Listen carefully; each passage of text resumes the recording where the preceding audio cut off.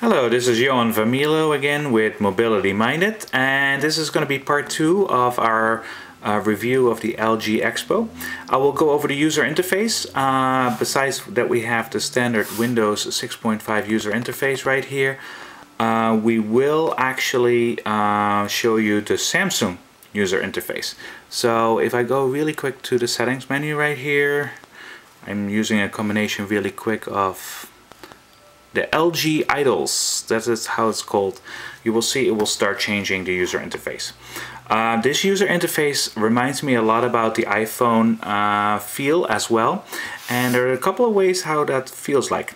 If you look really good, probably cannot see that right there. Yep, there we go. A little bit. If you see that the taskbar on the bottom, which is a quick menu button, you will see that the little red balloons, hopefully you can see it's a little bit out of focus, and the lighting is not that good, but it gives you the little notification balloons that are on top of the icons. So by actually, now that the light is darker, you can actually see it better since my backlight went down.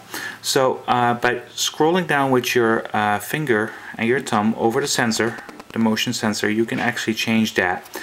Tap and hold will bring you up the menu where you can really easy drag and drop between those three sliders, and you can customize them. As you see on the top of the screen, you have 3 dots indicating that you have also 3 home pages. So you can flip really easy between them. Tap and hold them. On the left, the left one will be your favorite contacts. You can change that to, as you can see, to a different kind of panel. And so instead of having tiles, you can have like a kind of a windmill function to this. If you go back, oh, there we go.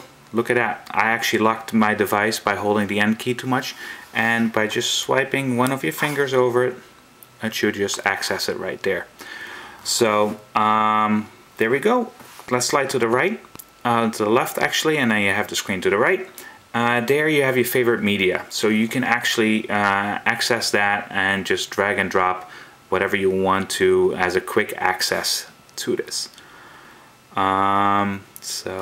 Let's see what else we have. And on the top we have nice and easy our normal information, time, date, day, and a quick access to Wi-Fi and Bluetooth.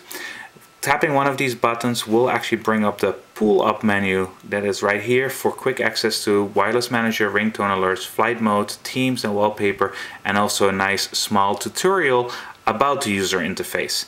So there's a small video embedded in this. Once you're done with it, really, you can actually, if you want to, you can decide you don't want it anymore. So tapping on the Wi-Fi button will bring that up too, but will open up the wireless tab right away and you're able to connect there.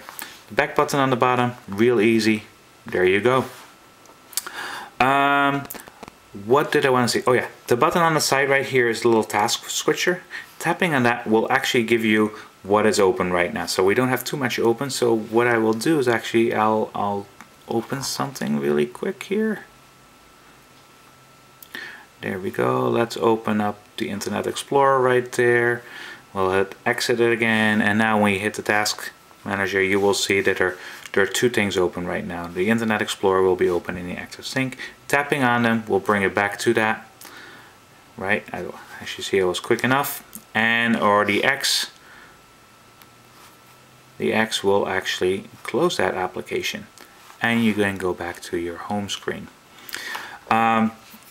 Start is real easy. You still get all your standard Windows 6.5, Windows Phone 6.5 menu structure.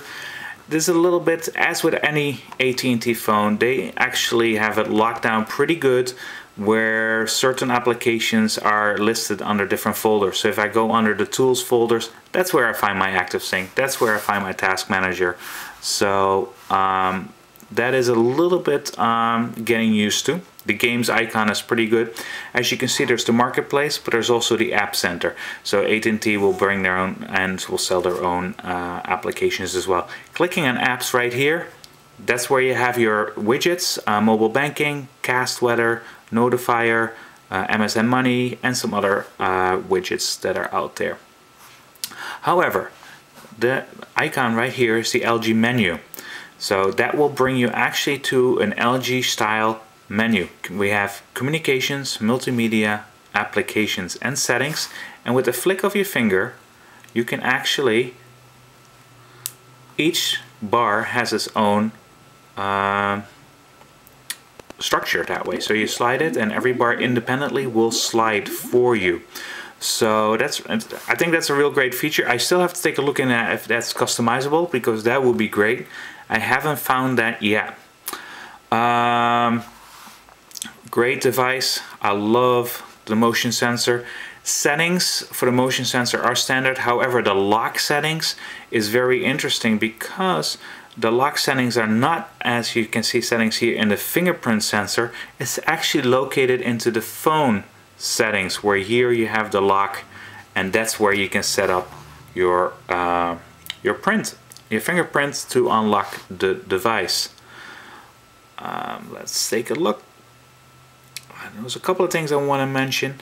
Let me take a look here. So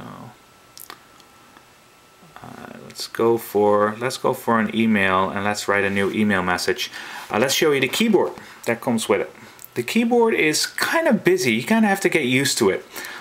Sometimes you're used to tap and holding a letter, and then you think, okay, that will take, for example, the H here, we have the 4. You think tap and hold, I would type the 4. It doesn't do it. So you actually have to hit the function key, and everything that's on the second line will drop to the bottom line, and you're able to type everything right there. XT9, turn on, turn off. Function key. If you tap and hold the function key, that's when it stays in position. Tap once, it's back. Same with the shift or the caps. Yeah, so it's tap and hold, so it's not a double tap in some keyboards. Oh yeah, the other great thing is the symbol key. You would think I can get to that by tap and holding, which is really good. No, it's not working, but sliding it will bring you to the symbols, and right here you can tap back on XT9 and you're back. So a couple of things. Let's just cancel this one. There we go. So this is about the user interface. Has a lot of possibilities. You have to get used to it, I have to say, but the touch sensor is great. And oh yeah, the user interface, rotating it into horizontal with the landscape, this is the only thing you can get. So the start button will bring you there, but it will give you, if you go, this is the only screen you're going to get in the landscape, which is the major 8 applications that you will be using when you want to access your keyboard. So sliding it back will give you back to this. There we go. And this is the LG eXpo. Getting used to it. Very nice device, very powerful, very fast, the 3G. So the camera, we'll get to that later. And that's it. Johan van Mierlo, Mobility Minded, and we talked about the user interface of the LG eXpo by AT&T. Take care.